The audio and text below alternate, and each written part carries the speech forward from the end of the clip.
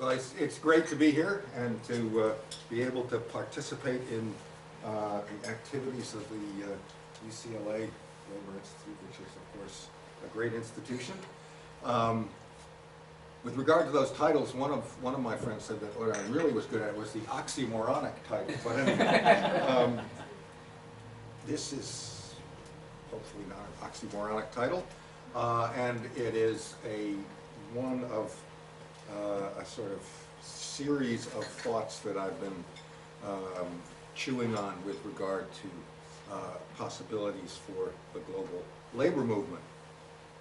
And of course, we all agree with Kate Brofenbrenner, who says that a united global labor movement is the single greatest force for global social change. And so the question becomes, well, how do you get that? Another version of that is Steve Lerner, but we'll get back to Steve later. And I should warn you that there's way too many words on these slides. I've never mastered the PowerPoint technique of having, you know, just the perfect the perfect, you know, 5-word slide for each slide. So way too many words on a slide. Don't worry about it. They're just sort of something to give you something to look at while I'm talking. But in any case, the question of why has labor not yet realized its promise as a potential global social movement?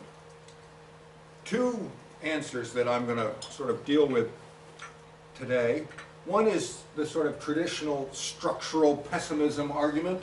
That is to say, global capital is just too adaptive and too powerful and too tightly linked to states, etc., so that obviously labor does not have a chance, and that the globalization of capital reduces the chance of labor organizing, etc. You're all familiar with those arguments.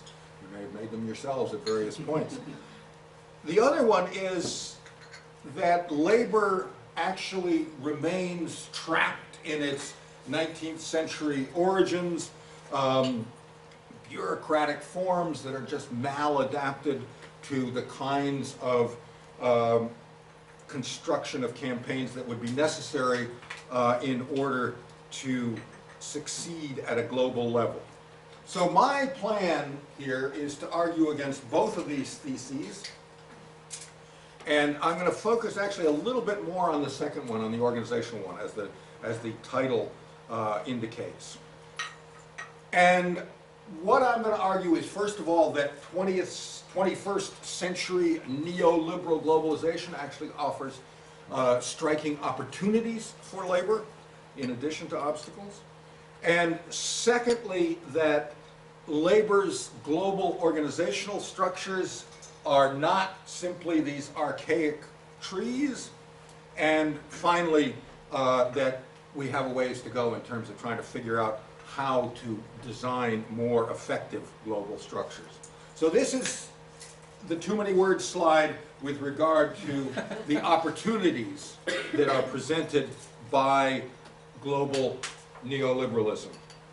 And it focuses on 4 different opportunities. Unfortunately, I had to cut out the example that talks about the 4th one, even though I think it is a very important one.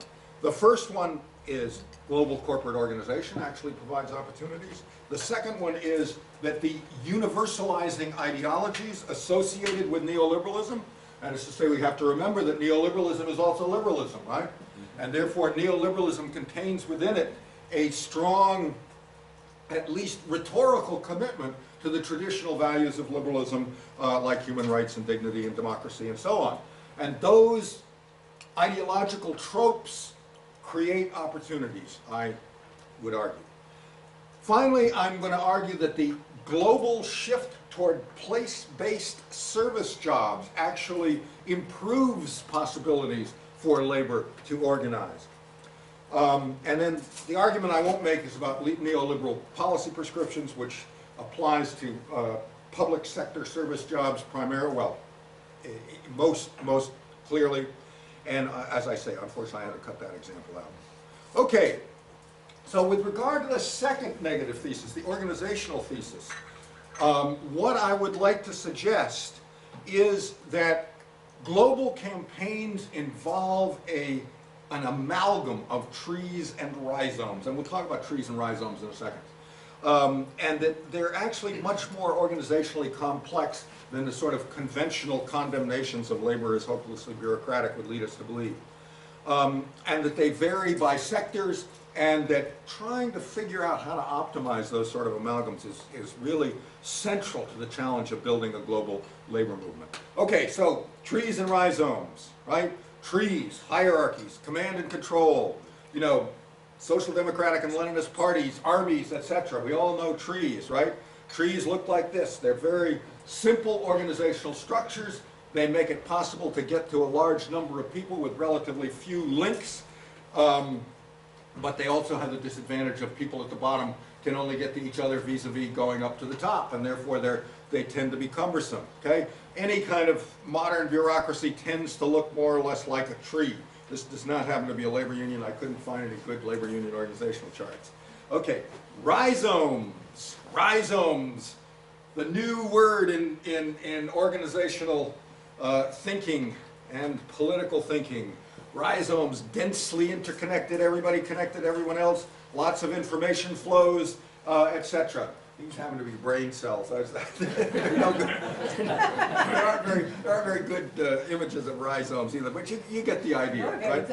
They're decentered, horizontal, agile, etc. Okay, now so surrounding these organizational forms, there is a very strong political debate, right? The trees are the traditional left, the old modern prince, and the traditional global bureaucratic organizations, as opposed to the rhizomes, which is Hart and Negri's multitude. If you really want to go wild on it, you can read Deleuze's discussion of rhizomes. But in any case, so they're supposed to be more modern, inclusive, decentered, agile, etc. And of course, not just in terms of social movements, but also, you know, if you read somebody like Castells, they also characterize any sort of effective global organization. Okay, so the negative thesis on labor's global organizational capacity focuses on the idea that first, it's all trees, and second, it's weak trees. They don't have enough resources, etc. Now, the counter thesis tends to be, oh, but labor is going rhizomic, and you know we're now all these new transnational labor networks, etc. And frankly, I think both sides of that are wrong, and that's why I'm arguing for the more amalgam view. This is just a couple of people who, you know, talked about the negative aspects of the old labor global organizations. I particularly like Alan Howard's version here of many talented and selfless people smothered by a lethal bureaucratic mentality. In any case, what I'm going to do here in terms of the bulk of this talk is to look at some variations in organizational forms, and I'm going to look at them in terms of looking across sectors, and I will use those to illustrate the four little propositions about political opportunities in addition to talking about the organizational form. Okay, so here's my little simple sectoral matrix that we're going to use to examine organizational variations in global labor solidarity. And again, I am very regretful that I have to leave out the second example in the lower, what is it for you? The lower left-hand box, i.e. public sector water. I'm leaving it out because it's basically too good and interesting a case, and I can't do it and do the rest of the stuff. But we could do it in questions. Okay, so the four examples I am going to use, I'm going to use an interesting example of Brazil-German collaboration in the auto industry. I'm going to look at precarious tradables, a case which everybody here is familiar with, i.e. apparel. I'm going to look at the formal service sector. I'm not going to look at this in any detail, but just to throw out the Steve Lerner vision as an example. And finally, I'm going to look at what seems like a very unlikely sector, and that is informal services, which at first appears hopeless in terms of any possibility of global organization, but as it turns out is not. Okay, so traditional manufacturing, tradables, two large trees, Kut in Brazil, the Metallurgicus, and IG Metall in Germany. And this is an example from a few years back. It involves Luis Marinho, who went on to become, of course, Ministry of Labor in Brazil. But this, and it comes out of the work of Mark Anner, and hopefully his book. Anybody seen Mark's book? I don't know. Okay, anyhow, his book should be coming out. This is taken out of his dissertation.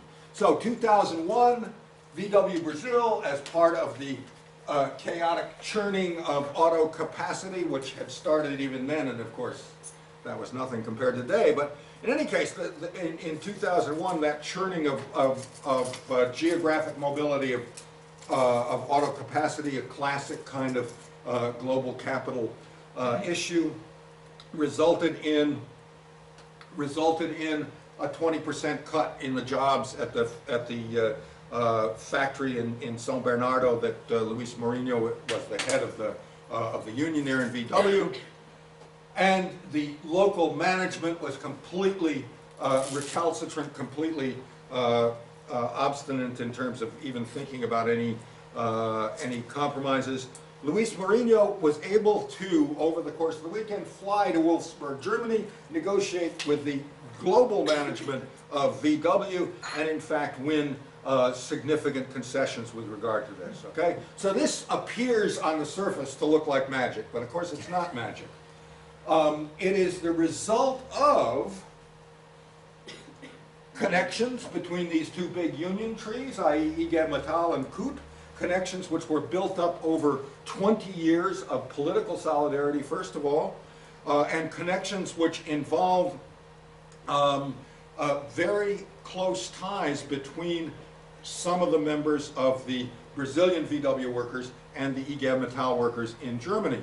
But in terms of my story, the interesting thing about these connections is that Volkswagen actually provided the organizational infrastructure for building these connections through its Worldwide Works Council. Okay, so you have these 27 workers from all over the world getting together, 4 of them from Brazil, including Mario Barboso, who was part of Luis Marinho's local there. Mario, of course, when he went to work for Volkswagen, figured, I'm working for a German company, I better learn German. And so he was a very effective member of this Worldwide Works Council. So consequently, when this crisis occurred, Mario could talk to the IG Metall people whom he knew. He also, of course, had personal connections to the German management, and therefore it was possible to use this network to set up this direct negotiation. Okay, so we have two big trees. We have them connected in terms of, we have them connected in terms of these interpersonal connections, and we have an effective resolution of a strategy which could not be resolved at the local level.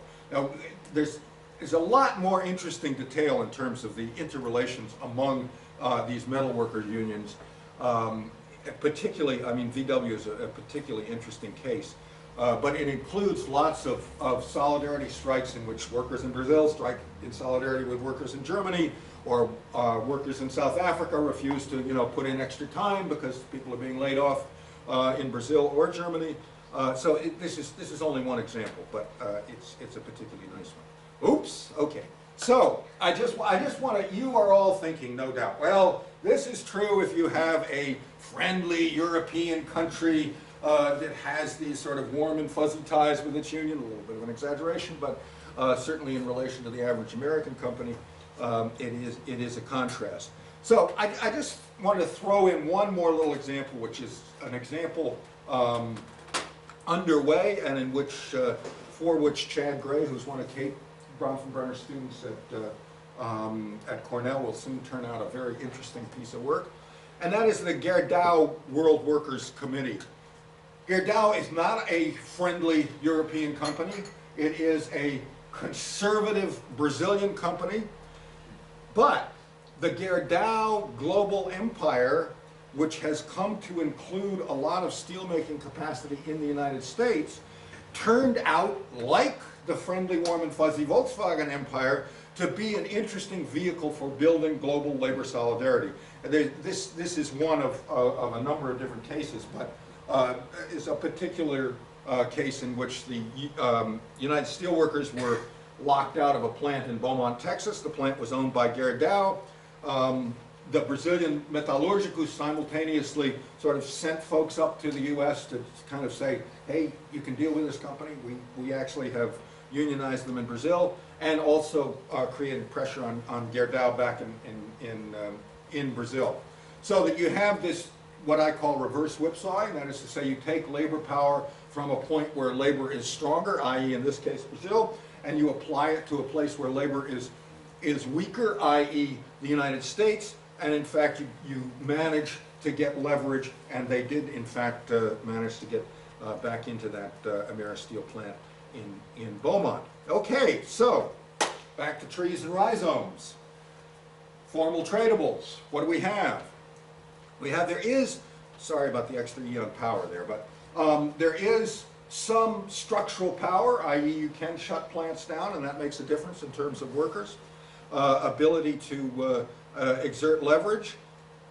The relationships among these big bureaucratic unions are key, but global corporate organizations in fact provide an interesting infrastructure for building these global connections. But important to underline here that underlying these relationships among trees are a bunch of, individual rhizomic relationships among union leaders in different places, and that's also true of the Gerdau World Workers Committee, that you build up these little networks. So it's trees with little rhizomes connecting them, and the little rhizomes connecting them are pretty crucial to making the whole thing work. Okay, on to precarious tradables, that is apparel. And this is considered precarious in the sense that employment is precarious. They pick up the sewing machines, they leave, you don't have a factory, etc. Therefore, you have very little structural power. But you do have the ability of building associational power, as we're well aware here at the University of California, since we are one of the little institutional niches that helps people build associational power. By associational power, we mean power based on alliances of different groups that share either an ideological commitment or some kind of solidary interest, which enables you to exert some sort of leverage from afar. Okay, and in this precarious tradables, we have seen the construction of associational power that crosses the north-south divide, and that associational power is generally considered to be this sort of rhizomic new transnational labor networks kind of deal. Okay, and in fact, however, sorry, I shouldn't have given Cesar such short shrift there. This is based on Cesar Rodriguez's work on looking at almost 100 different transnational labor campaigns in Central America and Mexico in the apparel industry. Somebody you should bring up or catch while he's passing through. He's based in Bogota, but he does come to the United States a lot. Okay, so Cesar looked at these networks, right? Now, first thing, notice that all those yellow boxes there are your traditional labor organizations, your GUFs, your global union federations, your international, so-called international labor unions in the United States, people like Unite, the AFL-CIO itself, etc. So when you actually look at these new transnational labor networks, you discover, hey, there's a lot of very traditional tree-type organizations that are crucial to those networks. Now, of course, the little blue boxes here are the, NGO folks, your traditional participants in your rhizomic networks, right? But when we look here at the gradual construction of ties, we notice that it is the connections between both within this NGO network, but also between the NGO network and the traditional union networks that make these campaigns run, right? And sort of the solidity of the lines represents to some degree, well, it represents precisely the number of different campaigns in which these two organizations are also involved. But the point of the chart is simply that this is a network, to be sure. It is rhizomic in the sense that it is not a command and control relationship among the people, among the organizations that participate in the network, but it is a network that involves trees. Okay? That is to say, it is a network in which bureaucratic organizations are directly involved. And it is this alliance between bureaucratic organizations and more sort of new style organizations that makes it work. Also, as we note here, it's an alliance which involves organizations, both bureaucratic and non-bureaucratic, on both sides of the north-south divide. Okay, and then we have, just as a little reminder here, the Kukdong case. I don't think I have to repeat everybody knows Kukdong? Ooh, not everybody knows Kukdong. Okay, so we'll just run through this Kukdong strike, January 201, September 201. They had achieved a union contract with Cytomex.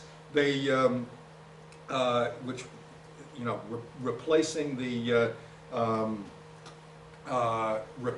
old union, etc. Okay, now, point of this is that Kukdong was a perfect example of this kind of hybrid amalgam of a network which involves some traditional labor organizations, not necessarily populated by traditional individuals, such as the AFL-CIO Solidarity Center, of which at the time Jeff Hermanson was the rep in Mexico. It also involved a bunch of NGOs, local to Mexico, global in terms of USAS, Korean House of International Solidarity, and we could go into the details of what turned out to be an incredibly complex network managed to put together leverage that got to the Kukdong management and circumvented the power of the completely corrupt Kroc union that was supposedly representing the workers to begin with, as well as the pre-government in Puebla. Okay, so you're no doubt thinking, oh, but you know, you win these apparel plant victories, and the plant then closes down anyway. The workers lose their jobs, and so you know, what is this rhizome deal worth? So, having bet that argument before, I had to just throw in this little extra slide here, which is to suggest the following: that while plants close and workers do lose their jobs, and while no victory in the apparel industry can be assumed to be durable, the institution building continues. And indeed, we just had this Russell Athletics. The University of California just shut down the contract of Russell Athletics to provide logo goods to the University of California. Happened like last week. And that was one of about 40 universities, right, that has shut down Russell Athletics because Russell Athletics refused to deal with the union in Honduras. Okay. So what does that say? That says that that whole code of conduct, USAS kind of thing, the institutional machinery keeps going, right? The institutional machinery keeps going, even if USAS isn't on the street every day. And the consequences of it keep going. And Russell Athletics has just felt the bite of that continuing institutional momentum. Designated Suppliers Program, DSP, goes a little bit further. And Designated Suppliers Program essentially would set up a little sort of socialism in one market niche, i.e. logo university apparel, in which universities and companies would make commitments to longevity of employment, etc. Designated Suppliers Program, of course, was stopped dead by the Bush Justice Department as a violation of antitrust, but hopefully the Justice Department will rule differently in the future on that issue, and so the Designated Suppliers Program will be back on the table. The Bookstore Project is another workers' rights consortium. The workers' rights consortium must be here. Am I? Yeah. Where are they? They're here somewhere. No? Number 19. Yeah, yes. That means that they were involved in 19 different cases. But in any case, in the meantime, the Workers' Rights Consortium has sort of negotiated a mini designated suppliers program with this company, Knight Apparel, starting with some firms in the Dominican Republic. Okay, so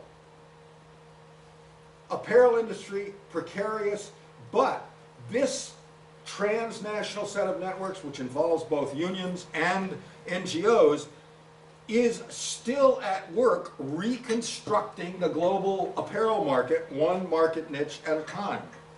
And so, despite the fact that individual victories are fleeting, the institutional change continues, and we could talk more about the ways in which this particular model has also spread to other markets where you have institutional consumers who can be leveraged. Okay, so precarious tradables, trees and rhizomes. We do have associational power, the name of the game, therefore rhizomic networks are key. But important to remember that these trees are not absent from this picture at all. And if an image of these new transnational labor networks that neglects the central role of traditional union bureaucracies in anchoring those networks is distorting the vision of what kind of organizational form is at work there.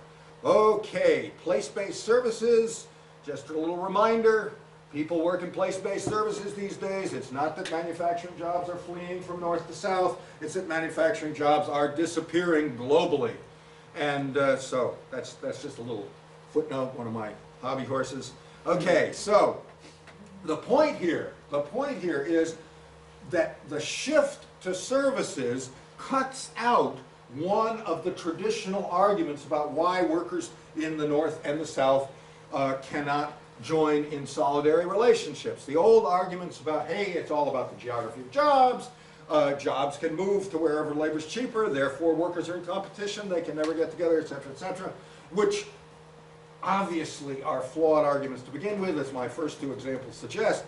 But the point is that once you're talking about services, then those arguments don't cut water at all, because, as I say here, people working in those services are not competing with each other, but rather have very similar and parallel interests. And again, I regret that I'm not going to be able to do the water case. But, okay. I do too. So, Bring you back. Formal sector services. And here we get back to old Steve Lerner, right? Steve Lerner, SEIU, starts out going global. Why?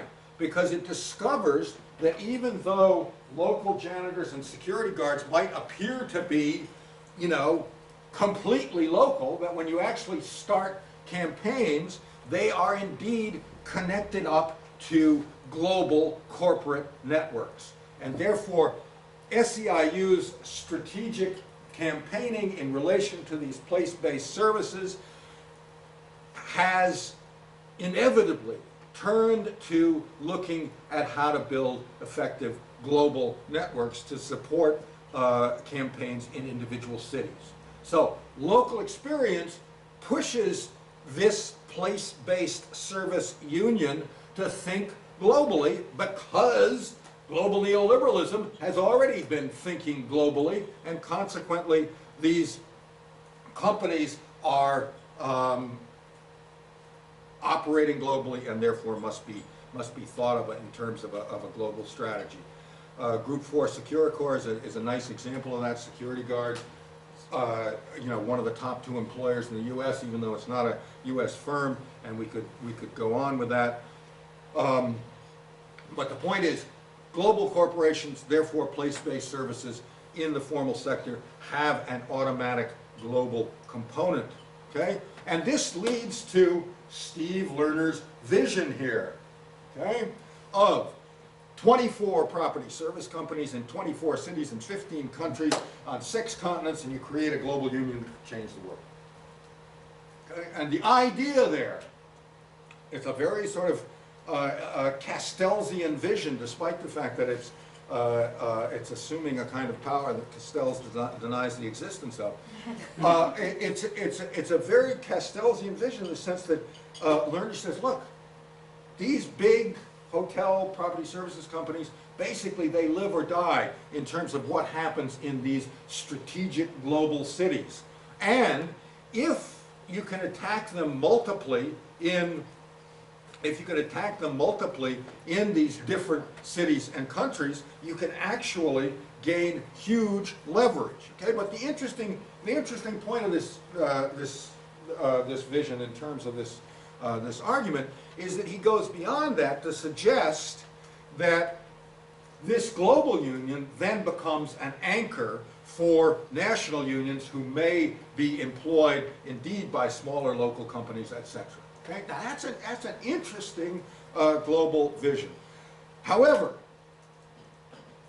when you think about it, it's a little bit, you know, what can I say? It's a little bit untethered from the actual campaign experience, which which led to thinking about organization in those terms. It really is a sort of a one big tree vision, right? This big global union is going to do all these cities and countries, etc. And therefore,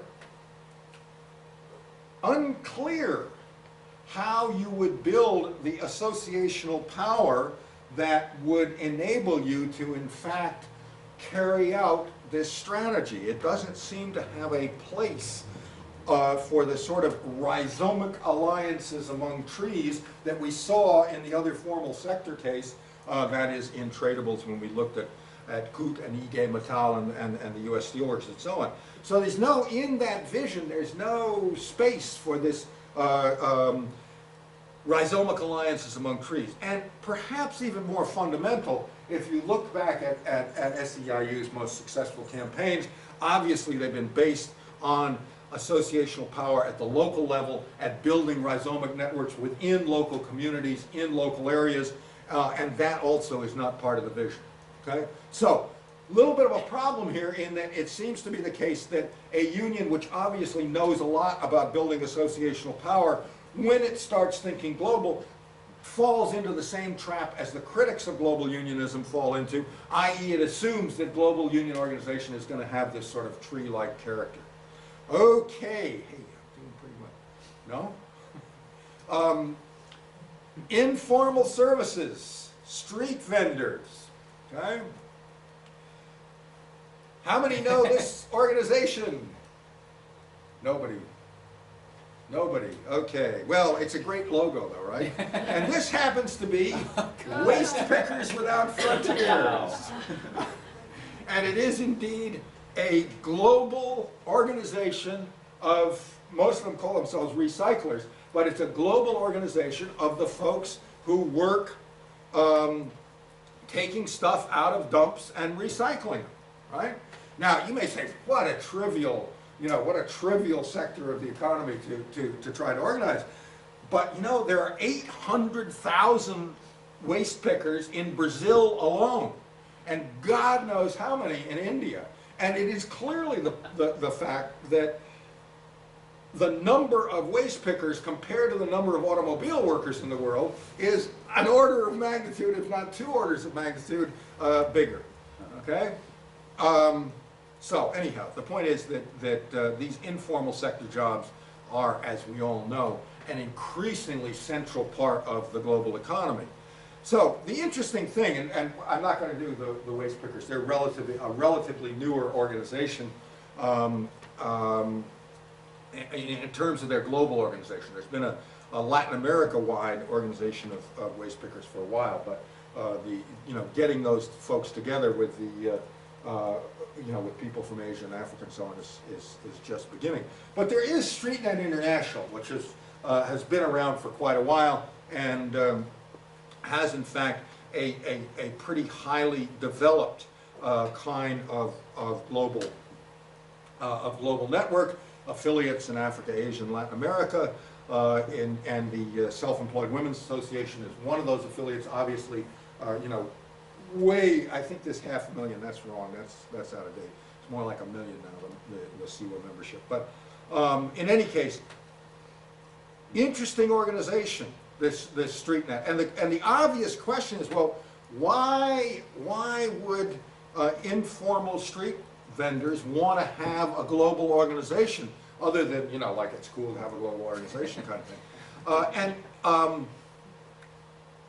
The other interesting aspect of this, we'll save that question for just a second. The other interesting aspect of this StreetNet international organization is that, lo and behold, it too turns out to be connected with these old GUFs, these traditional global union trees like UNI and Public Services International, as well as with national unions like CUT Brazil, and CEWA is now a member of the ITUC.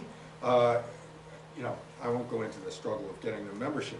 Okay, so the question is, hey, here we have this global organization of local informal workers. We have it in fact tied to these global trees, and why would you want to do that?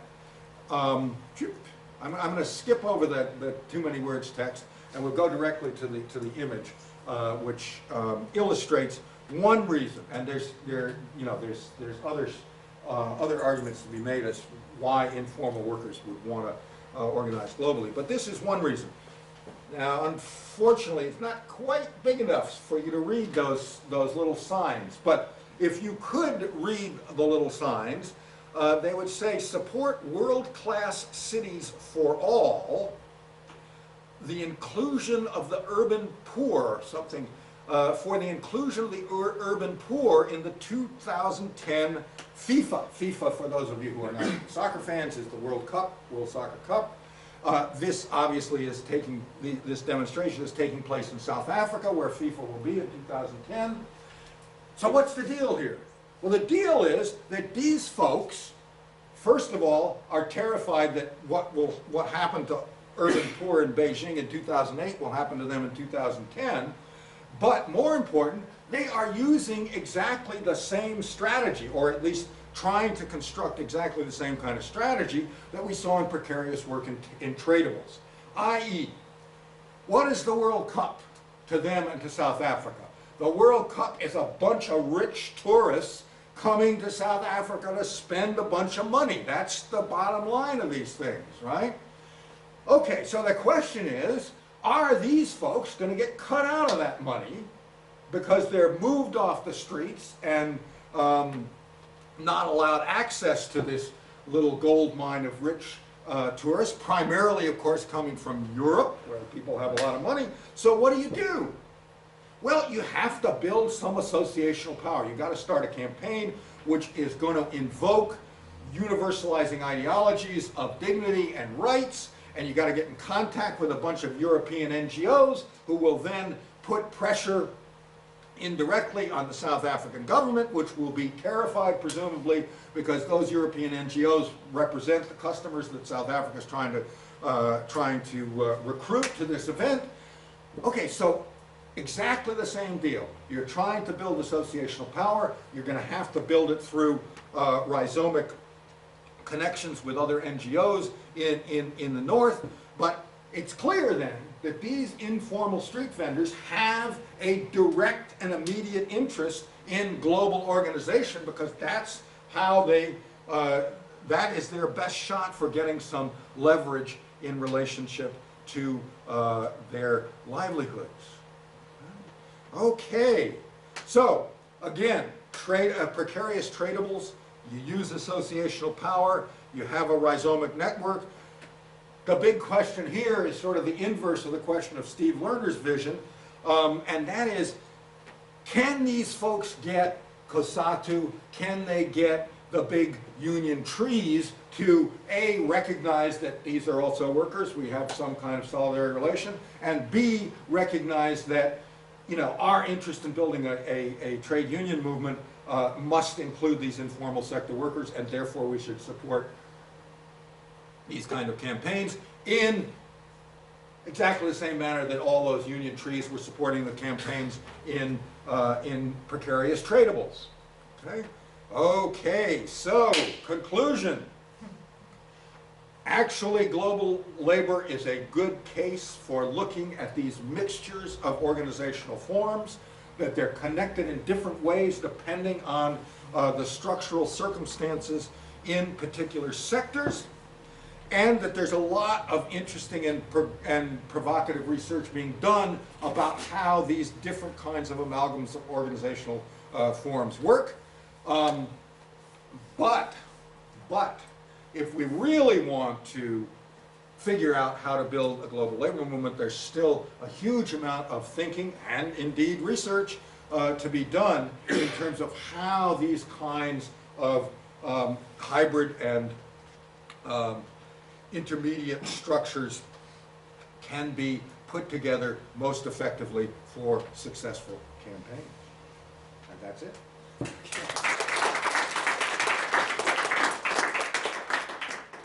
So I can take my own, how much time do we have for questions, just so I can monitor the... Well, I mean, 40 minutes. Oh, yeah. we got till 2. Oh, I was thinking we had to be out of here at 1:30. This is fantastic. no. So you can give me the Hey, water. so I can do the water. Thank you. I won't. I don't have my water slides, but I'm happy to throw in the the water case. At lunch, we were talking about, Yeah. I'm very interested in water. So. Okay, so water. Okay, we think of water as a sort of community-based struggle, which obviously then generates global connections. And Cochabamba is, sort of our iconic case of this sort of thing. But it's important to realize that there are also large numbers of workers and unions who have a direct interest in how water delivery is organized, namely all those public service, municipal and otherwise, workers who work on delivering water. Okay, so that's a starting point. Now, how does that work in practice, and how does that relate to global organization? If we look at water, and this is a little bit of a what can I say, a sort of a stylized, quick history of the last 20 years. If we look at water, what we see in the beginning of the 90s is a global movement primarily to privatize water, generated by whom? Who would we expect? The global companies that, just as in property services, it turns out, that Vivendi and Suez Lyonnaise and so on, in the beginning of the 90s, were buying up water companies all over the world, and consequently they had an interest in global water policy. In particular, they had an interest in privatization of water, right? And so you get globalization of capital, that generates a movement in things like the World Water Council to set up a set of policy prescriptions. The policy prescriptions, and again this is stylized account, the policy prescriptions say, hey, you folks in the global south, you know that your municipal water delivery is decrepit and not doing very well, true, and the way to save yourselves is by privatizing it and getting these efficient market responsive companies to take it over. And furthermore, the donor countries of the global north are happy to give you some money if you're willing to privatize your water, and they're happy to give you money, of course, because who gets the contract are, Suez Lyonnaise or Bywater and Thames, British companies. So the British are really big on privatizing water in Africa, as long as Bywater or Thames gets the contract, etc. Okay, so you have global capital, global policy, right? And it comes to rest at a local level, right? But the people at Public Services International are not idiots. They're watching this go on, and so they realize that we have a stake in this global policy, and that leads to two things. One is Public Services International organizes with a bunch of NGOs to attack at the global level, to turn the World Water Council into this, from this cozy communion of the big companies in the World Bank, into a contested space about how water policy should work. But even more interesting from the point of view of this talk, Public Services International becomes an ally for local municipal workers who are trying to do what? They're trying to somehow counter the beliefs and the fiscal pressure that's being put on their municipalities via their national governments, because the national government desperately wants the donor money. The national government tells the municipality, you better privatize this water. The local union has no comparable leverage. So one of the things that PSI has been quite successful at doing is publicizing corrupt contracts, et cetera, et cetera. So, interesting case in a place called Nelspruit in South Africa, where this, you know, this structure came to roost, and PSI was able to provide strategic support for the South African Municipal Workers Union by providing information about Bywater's corrupt deals and bribes, et cetera, in other places, which undermined the legitimacy of the deal in the eyes of the ANC government. Okay, so here you have not only a global capital movement turning into policy, turning into resistance at the local level, but also you have a response on the part of global unions, which connects up both to rhizomic networks of NGOs and to unions at the local level. So there you have the water in 3 minutes.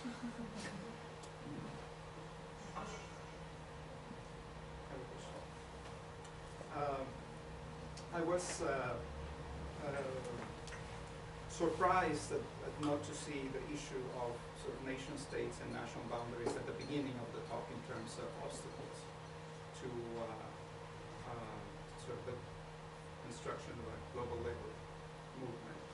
And you kind of like bring it there at the very end of the talk, but I was wondering about what your thoughts are about how the nation state and its institutions actually may counter, which it's in my view what happens most of the time, or in some cases might facilitate via regional integration agreements the formation of something that we call, might call a global labor movement. Just a quick second question on that.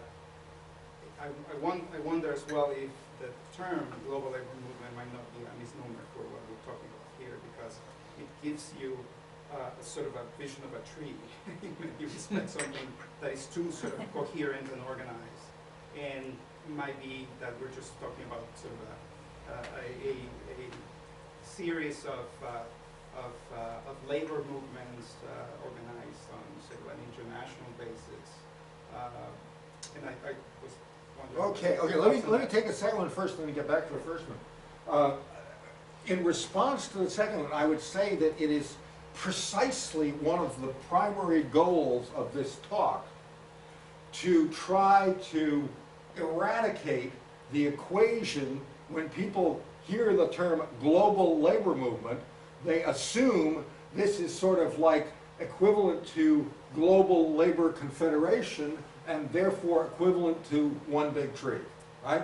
I think it would be just great if you talk about the global women's movement, do you imagine one big tree? No, you imagine this incredibly complex contestational concatenation of various different movements at various different levels getting together, sometimes occasionally having joint campaigns, etc. But you certainly imagine something incredibly much more complex than this vision of one big tree. And the same is true of global environmental movement, right? And now, the labor movement is obviously going to be different than those movements, but I still think that it is crucial that the labor movement itself and people studying and thinking about the labor movement do not think one big tree when they think global labor movement, but instead, think about a very much more complex set of organizational relationships and modes of interaction. So that's my response to your second question. But the first question, in my view, it is one of the gifts of neoliberal globalization to the labor movement that neoliberal globalization has created, or let's put it another way, has undermined old visions of labor in which our best bet is a corporatist tie to a nation state, right?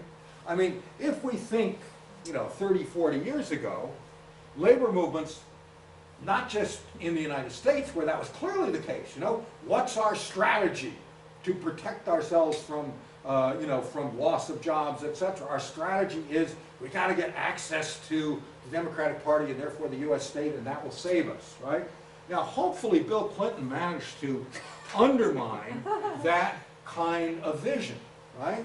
And undermining that kind of vision is, as I say, a gift to the construction of a global labor movement. And I actually think, that'd make a nice little article about Bill Clinton as a facilitator of the global labor movement. Because he played both sides, right? On the one hand, he undermined the idea that you're going to be able to count on a government, even one that you ostensibly helped put in power, to provide you with policies that will do anything to protect your jobs if you're in tradables. On the other hand, he did things like the Cambodian apparel deal, which was a great demonstration of how you can use global leverage to change the possibilities of labor in a particularly unfriendly labor environment. But it's not just the United States. It's also the case that, and actually Mark Anner makes this point, it's also the case that if you looked at Latin American labor movements 30 years ago, you would have seen the same basic deal, right? I mean, the CTM was trying to, was assuming that its best road to preserving jobs and power was through the PRI, right? That a national corporatist alliance was what was going to do it for them. Now, I mean, I could be wrong, but I have to believe that that vision has somewhat been undermined. I'd be interested to see whether you think not. And I think the same is true in Brazil and in other places. So you think I'm wrong about Mexico? The corporatist vision is still dominant. I'll pass on that for now. So the short answer is you think I'm wrong, but you don't want to get into a big argument right now. Okay, I'll remember that. I'll make a mental note. I think you're wrong. Okay, I'm gonna Kent in the back, and then Chin Kwan, and then Ruth, and then I'll get whoever I missed. I first wanted to just thank you for coming, Peter. It was a great and inspiring talk for those of us who are grappling with all of these issues on what does it really mean to build a global labor movement, and I appreciated your kind of more nuanced presentation to appreciate and respect the diversity of initiatives that are really trying to address some of these cutting-edge issues on how do we really construct and envision a global labor movement that transcends some of the historic bureaucracies that are really stratified and limited what that really means. The key challenge that we're grappling with, and I wanted to hear your reflection on this whole notion of institutionalization of these alliances and partnerships, because the reality is that there's all these great one-shot campaigns, one-shot interactions, a great gathering that'll bring all these great minds together, and there's all this enthusiasm. And even Kate Bronfenbrenner, who I have tremendous respect for, she organized this amazing conference in New York City that brought together unions and sectors globally. And that quote actually comes out of the book that resulted from that conference. But it was so hard to sustain, because you can bring people together, but then how do we really institutionalize and build these relationships on an ongoing basis? Okay, I mean, obviously that's the 24,000 or whatever it is, the $1 billion. What is it now? More than 1,000. The $1 billion question, whatever. Maybe we have to talk trillions now. But in any case, that's a big question, right? Is how do you go beyond individual campaigns to actually build institutional structures that focus, that function effectively as long-term, instruments for building power. And I do think that again, so much of what is called the global, or has been called the global labor movement, has been this sort of labor diplomacy where, individual national organizations or confederations are sort of deal with each other in the same way that nation states deal with each other. They send their equivalent of Hillary Clinton or whoever it is to confab with the other people, and so you have some great meetings, and but that's a vision where the only organizational form is let's get the trees together and sort of have formal relationships, and it is precisely for that reason that people get enamored of this idea we're going to have rhizomes and networks and so on and so forth. Again, that's why I am trying to push to this idea that you've got to have combinations of these things to make it work. The problem with the rhizomic deal is that has a different kind of sort of effervescence to it, right? Where you don't necessarily get people together for big meetings, but you do, everybody focuses on Kuptong for a year, or 18 months, or however long, and then maybe Kuptong closes or whatever, and the network doesn't have necessarily a continuing presence. But what I think I'm trying to suggest here is that we are beginning to get some more kinds of institutionalization, and I'm knocking on wood that the DSP actually manages to get going again, because that would really be the beginning of an institutionalized structure in an area where that's very different, very difficult to do. But I do think that you have to take seriously. You have to take seriously these various networks that often underlie the ability of trees to collaborate, and you have to figure out ways to actually bring those to the fore and make them, make them sort of give them more respect and place in overall strategic thinking. And this. Again, this Gerdau World Workers Committee is going to be very interesting to watch, because that also is based on network ties between individuals who got to know each other and are totally committed to to making this thing work and to making it work in different countries. But it's not just out there as an effervescent thing. It's not going to disappear, because Gerdau isn't going to disappear, and the unions that are involved aren't going to disappear, hopefully. And so the question is, can you keep that sort of network aspect of it, that flexibility, that ability to build alliance, going in a context where you have also these more kind of long-term tree structures operating at the same time. I don't claim to have the handy manual in my back pocket as to how to do this, but I do think that sort of thinking in those terms is what's necessary, and certainly we have to go beyond the old sort of labor diplomacy model. Not to say that doesn't have some role, but thinking that when you sign that agreement, you're all of a sudden you've solved global labor problems. That definitely you have to get rid of. Jing Kwan. Well, thank you very much, Peter, for such a spirited, hopeful, and optimistic talk.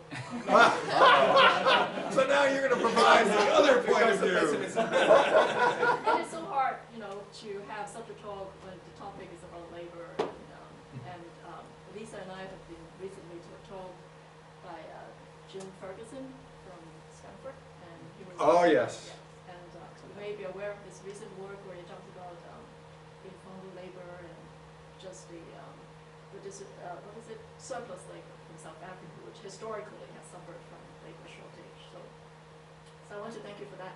And my question has to do with the more micro level. Mhm, I know that mhm. you look at the Yeah. global and questions about the state.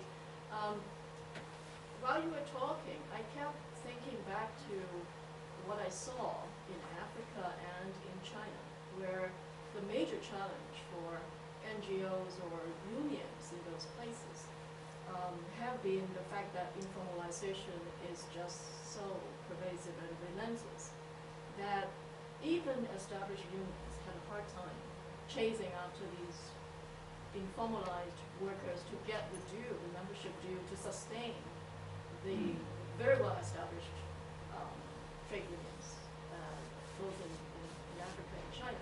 So my question has to do with a very micro mobilizational kind of context. Listening to your talk, I wonder, are you suggesting that actually having those trees and networks will be enough to sustain labor mobilization at that level, decoupled from these informalized pool of labor, so that these guys who are connected or organized could fight for things where rather the rank and file can remain very kind of disorganized and sort of activized, which would be the most hopeful picture I can imagine. Well, again, this is certainly the question of how do you not just organize informal labor, but how do you restructure informal employment in such a way as to provide some minimal amount of dignity and income to those jobs is absolutely central to, I would argue, to the survival of the formal labor movement in the global South. And I think people realize that. I mean, Kelje Jacobsen, who I had that quote from the Coop Brazil fellow. If we'd had more of a quote from him, it would have gone on to say that basically these global labor confederations are not confronting the fact that the majority of the labor force in some countries and a substantial minority, you know, maybe it's 40%, maybe it's 20%, but probably it's more like 40 than 20 in other countries, is in the informal sector. And if you don't deal with those folks, you not only don't have any economic power, but you don't have any political power, right? And so that's really the issue. And you cannot, you know, it's just obvious that you cannot deal with those folks with a traditional organizing model that assumes that you have an employer that you're organizing against, right? Now, on the other hand, I think that one of the things that Pat Horn and StreetNet have helped us to understand is that these folks do have collective issues, and that there is the possibility of building collective organization at the labor movement level, or at the worker level, as it were, despite the fact that they don't have formal employers, right?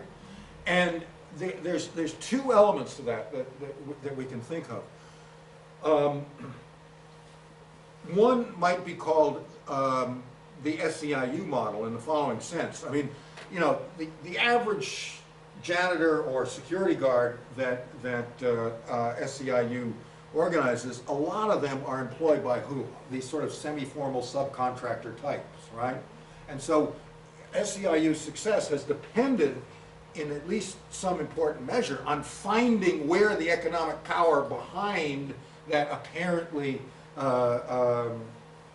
that apparent sort of disorganization and lack of employers is, and figuring out how to concentrate, you know, force vis-a-vis that economic power. So that's one. I think that's harder to do with these street vendor folks, but it's at least worth thinking about. I don't know whether you know the article by Andres van Swedenhout called Maria's Dilemma, Maria's something. But anyhow, it talks about an informally employed building cleaner who happens to be working for what? For the room she cleans at the University of Witwatersrand, right? Now she's employed by some little fly-by-night temporary company that exists who knows where, and she doesn't have any, she can't bargain with the University of Witwatersrand as an employee because she's not their employee, right? But clearly, the University of Witwatersrand is vulnerable to an SEIU janitor kind of organizing campaign, right? And so the question is, can you get formal sector unions to realize, ooh, you know, if we're gonna make this labor market a place where people can actually live, we got to worry about these folks. And you know, well, anyhow.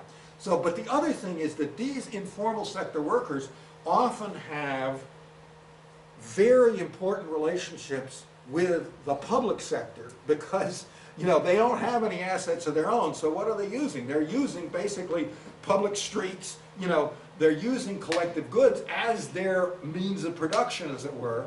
And so consequently, their relationship with public policy, with rules, etc., is totally fundamental to them. There's a great Pat Horn StreetNet case, and I can't remember what city it is. I think in the Cameroons, but I can't remember. You know, case where we have a bunch of African street vendors, and we also have some public sector municipal workers.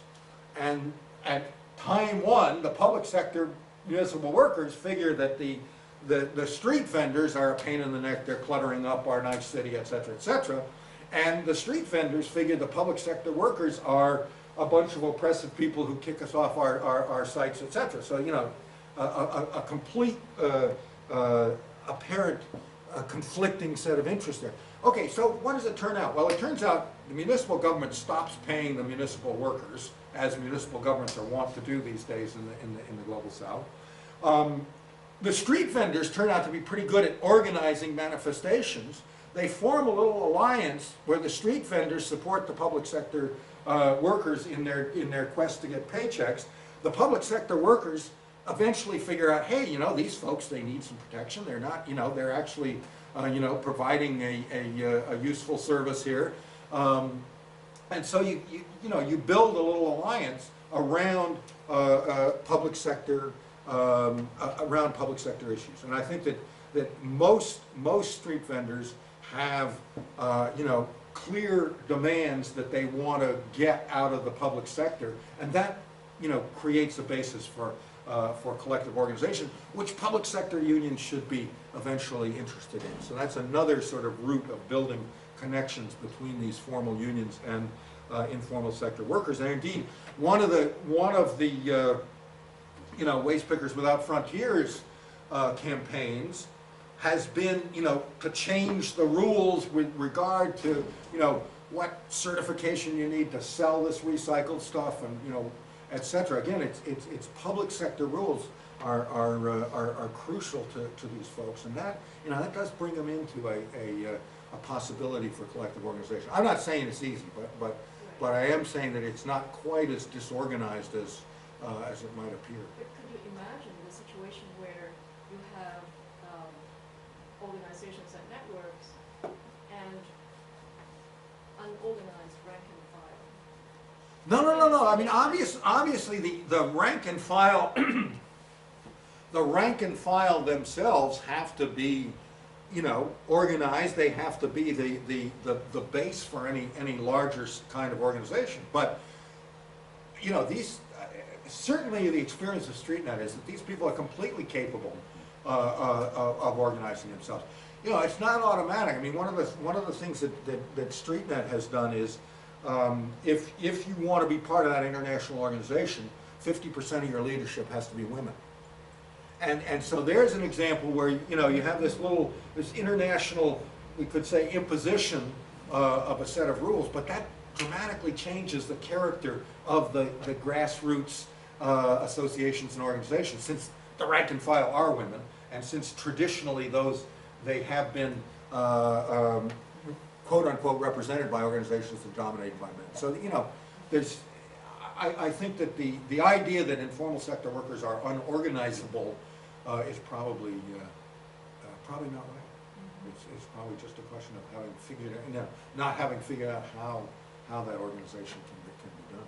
But I mean, I completely agree with you that unless you've got grassroots organization, the rest of the stuff isn't going to go anywhere. Peter, can I suggest you accumulate a few questions, just because ordinarily We're now getting, we could run over. See, I was living in this world of sort of, luxuriant lots of We've time. promised some students that they'll get some quality time with you, so we have to at some point cut off the general discussion and kick out the If you could loan me a non-students. sheet of paper here so that I could just keep track. Do I have a sheet of paper? I have a sheet of paper. It's just that I'll forget the questions. Well, if you return this sheet of paper, this is fine. Okay, here's a great Okay. sheet. I'm all set. Okay, there we go. Okay, so let's accumulate some questions. Ruth actually had her hand up before, so you can start the accumulation. Actually, my question in some ways is another version of what you've heard from everybody else. Well, one part of it anyway. So, I mean, I was sitting here during your talk, I don't want to be too cute about it, but like, where's the forest for these trees? Like, so, but I'm serious, because I feel like what's missing in the, I mean, like everybody else, it's very, it's totally interesting what you're trying to do, but like, what somehow is not mentioned anywhere, maybe this is related to what Ruben was trying to say, is the decline of power of the labor movement over this neoliberal period. That's like sort of, maybe you're just assuming we already know that, and I think everybody here does, but, that's sort of, so it's like there's been this big forest fire, and the trees are sort of, you got a few that are sprouting up here. And, there's The little rhizomes are lost sprouting up. There's a new word for my vocabulary, but I'm not in this world of rhizomes, but, there's some other stuff going on that you could call the rhizomes, which are basically NGOs, but, that's the sort of fundamental dilemma. So these are real interesting embryonic examples, many of which most of us in the room have never heard of, I must say, including myself, and I kind of pay attention to this stuff as much as anybody, I think, so that's already a problem, right? So I feel like that's what you're not, I think that's what everybody's saying in different ways, like we want to share your optimism, and, I'm Pollyanna myself, but it's sort of like, is there a there, or are these just little sort of sprouts here and there that aren't really adding up to much, and, how do we make them, I think that's what everybody's asking. Can I just get in one more thing, that wasn't really a question. Well, I think that's what, I really Sounded like a question to me, but anyway. all right, well, it's a question then. But here's another question. So we're at the point that there's sort of a difference between informalization, or I thought to me the most compelling point you made was about how, the decline of manufacturing, and it's a service sector world, and so that removes one huge obstacle that we all used to talk about. Right. But within that, there's lots of different things going on. So there are the street vendors, sort of basically self-employed people where you can't find an employer because there isn't one.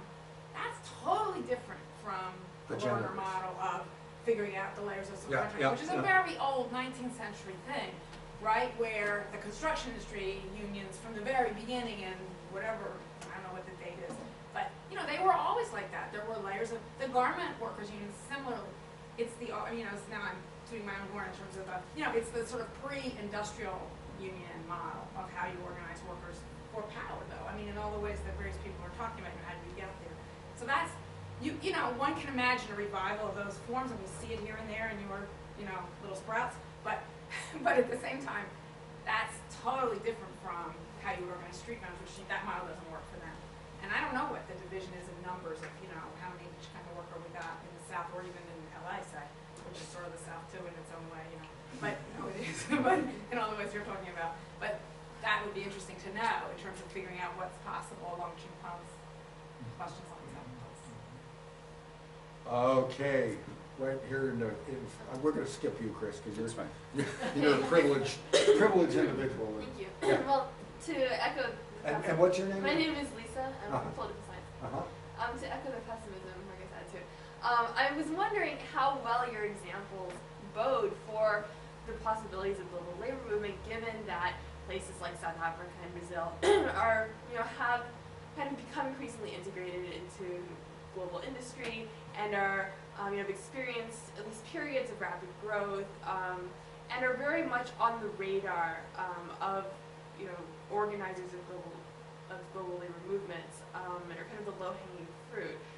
It seems to me that there might be kind of a third tier of, potential labor movements that, are more easily neglected by, northern labor leaders, who as I see it, kind of have an unequal role to play in this, building of global solidarity.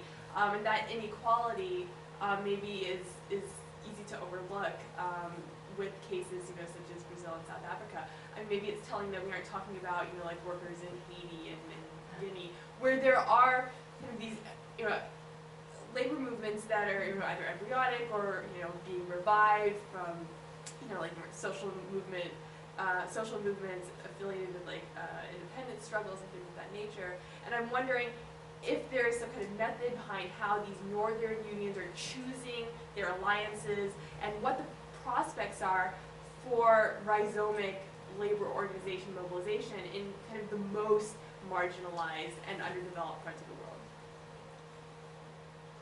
Okay. Yes. Hi, Krishna from Political Science.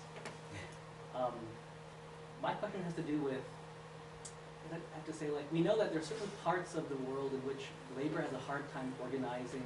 Like as a India, for community. example. India, the one, even like, I was thinking about the slums outside of Lagos in Nigeria, right? Where like, labor cannot penetrate it, but, you know, you have these, you know, the petrol strike, you know, you have, all of a sudden you have all these, you know, people rising up to like, you know, counter and creates anxiety. So like, it seems that there are, you know, within the developing world, right, in the South, there are social, you know, sort of social organizations, social structures within global slums and all these types of places, which perhaps may have been at conflict with the organization of standard labor, you know, unions.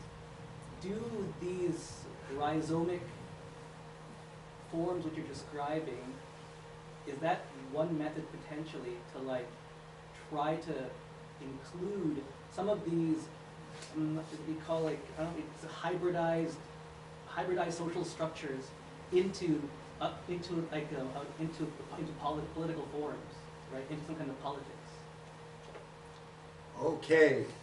One last question, and you are? My name's Andrea. I'm from the sociology department. I thought it was really interesting how you talked about NGOs so much and how they're crucial to these sort of rhizomic relationships. I was wondering what you think are some key questions in the study to answer about NGOs before we get to before we answer these questions about global labor movement. Do you have any candidates for key questions that we need to answer? Like why are NGOs always sympathetic to labor type movements? Why are they not? What are their interests?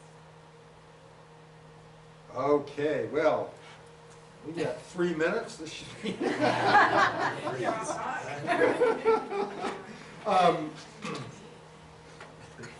Oh boy.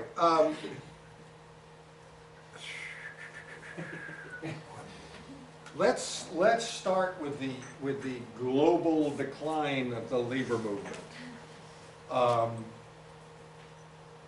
Actually, the global decline of the labor movement looks more like a global decline when you look at it from the perspective of the global north, right? Because the global south, even, you know, whatever the halcyon days of unions in the global south, they always had a small minority of the workforce, right? So when we're thinking global decline, I would not want to sort of sign on to global decline automatically for the start. Point one on global decline. Point two on global decline is that it is clearly the case that when we think global decline, what we're seeing is a consequence of the fact that union organizing was most predominant in terms of generating power insofar as it involved manufacturing organizing. And clearly, as manufacturing becomes a far less important part of the economy and another order of magnitude less important part of generating employment, if you have a model that's based on that sector, then, you know, that's the problem. And so clearly, part of what's going on is not about you know, global capitalism or whatever. It's about changing sectoral relationships and a question of the ability of workers to figure out how to regain some kind of leverage in the face of the order in which they figured out how to gain some kind of leverage, at least in the global north, that order shifting, right? And frankly, I think that's happening. I mean, you know, I think that A, people are figuring out how to organize service sector workers, and B, I think service sector workers have figured out that they're not some kind of, you know, white collar elite who, you know, who don't need organization. So I think there's stuff going on in that regard. But the other point I would make is that insofar as there's an element in global decline which has to do with the greater flexibility of capital as a result of globalization, then the point that you have to have some kind of global organization follows from that too. So I mean, I think the bottom line in terms of your question is that yes, organizational strategies and you know, ways of thinking about who you're organizing and how you should organize have to change, no question. I think that's a sort of, you know, an agreed upon point. But I'm not sure that that means that somehow none of this, you know, works because we have global decline. In part because I don't agree with the, you know, the dramaticness of global decline if we look at the world as a whole. I agree with your point about janitors are hugely different than street vendors, no question. But I'm not going to try to answer that because if I do, then nobody else gets any answer. Small countries versus South Africa and Brazil.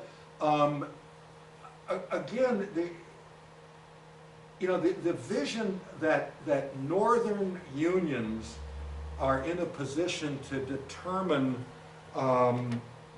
how global labor organizing goes is, I think, increasingly not the case. I mean, obviously, northern unions have, you know, particular strategic leverage, in particular because they happen to sit in the home countries of northern corporations, which, you know, but on the other hand, that's changing as well. And the Gerdau case is a good example of that, right? I mean, one of the reasons the Gerdau workers are so important is because Gerdau as a company becomes important. But obviously, the kinds, I mean, small countries are sort of any kind of work in small countries, especially poor ones like Haiti, etc., is precarious work by definition. Thereby, the kinds of structural power, traditional tree sorts of things are not going to work in small countries just as they don't work in precarious industries, right? I mean, there's a sort of equivalent deal there, and therefore rhizomic stuff becomes more important for those small countries than they are going to be for larger countries where there still is some kind of structural power. No question about that. And that actually gets to the other two questions. The first is, are NGOs always saintly? And the answer is no. On the other hand, I mean, one of the problems is that NGOs, among the various bad categories that we have to deal with as social sciences, NGO probably ranks, you know, up at the top as one of the worst. And that's because people call an NGO anything from, you know, a little grassroots worker center to, you know, the Ford Foundation, right? Which is, technically speaking, a non-governmental organization. And many people talk about NGOs and they have in the back of their head the Ford Foundation, you know, which is really different from your average worker center. And so I don't, you know, I think if we're going to start a conversation about what the character of NGOs is, we first of all have to think about what different kinds of, you know, political, social, economic entities we're looking at, and what the characteristics of those entities are. And, you know, so that's one point. But I have a feeling that in the, you know, even if we limited it more, your basic question is, why would we expect that organizations that have as their principal membership base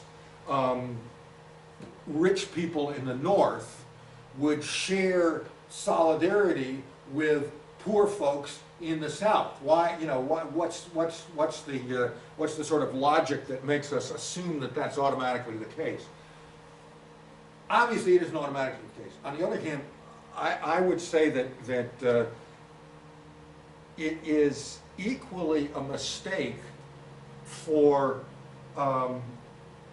people in the North to become so self-reflective that they decide that anything that their confreres might do is so inherently suspect that, you know, we don't want to even think about that, because how could it possibly work?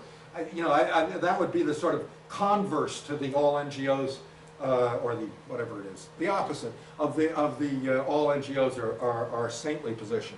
And I certainly find that when I, like, if I teach this stuff in a course or something, the average reaction of the people taking my courses is this intense suspicion of the possibility that these NGOs could be anything more than subtle instruments of cultural imperialism or whatever, right?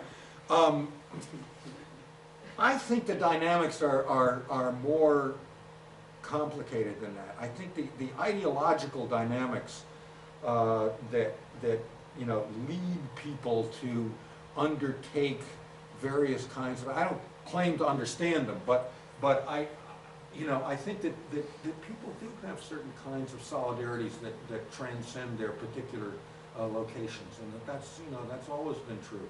Not that you take it for granted, but that there's more going on than simply this is my social location, therefore these are my interests kind of stuff, and that we have to sort of think about it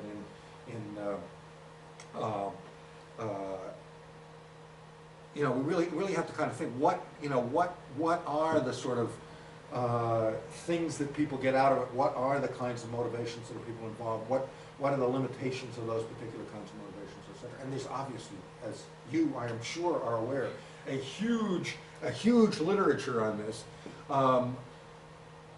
which I think probably errs in the direction of excessive cynicism myself.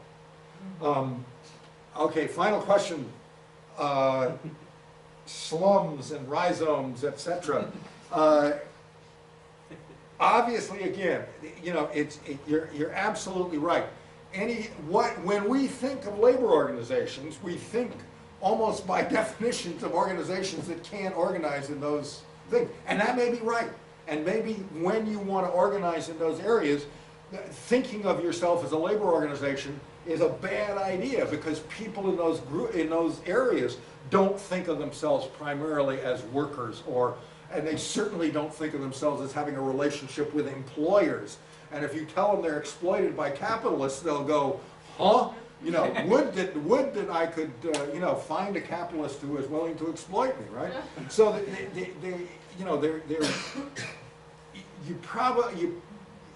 in those circumstances, again, thinking in terms of associational power, thinking in terms of what kind of interest do people have, what kinds of associations are you going to build, is crucial. On the other hand, to neglect the fact that those folks do work, and a lot of them actually do produce a lot of stuff, and indeed are critical to the operation of the societies they live in, and to neglect the fact that they are also workers, and that therefore labor issues are also relevant, I think is a big mistake. And I think SIWA is an interesting case there of obviously I think it's now 1 million people who are members of SIWA, and most of those, they don't look like quote unquote workers from the outside, but they have found that alliances with labor, not within India, where none of the labor federations want to even acknowledge that they might have anything to do with labor, anyhow. But their ties with labor organizations outside of India, globally, have, I think, been quite useful to me. Okay, sorry, as I say, I've got this false sense of excess of time. Thanks, Peter.